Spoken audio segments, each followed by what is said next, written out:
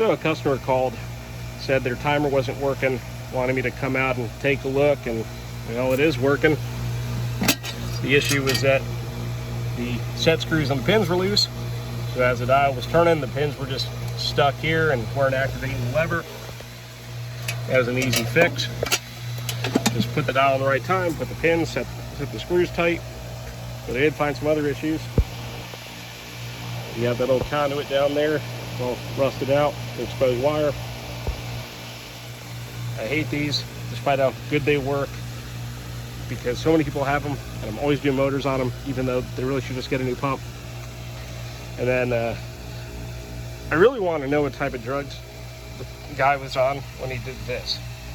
It was out the filter, over, down on a little bit of an angle, into the chlorinator, and then down.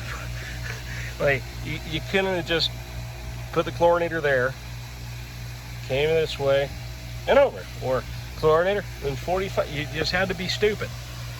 You had to use, and I can tell you that most of that looks like it was all done around the same time. Freaking all it, it's unbelievable.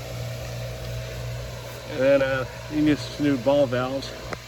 So let's go touch base with the customer and see if I can hook them up with getting this all fixed up. I don't know if there's a whole lot I can do about that. Might be. We'll see. But yeah, don't be this fucking guy. That's why people pay me, because I'm not that guy. Never will be, never was. I know better. Smarter than a fox, whatever that guy in Canada says on his channel. Hurricane damage. Ugh.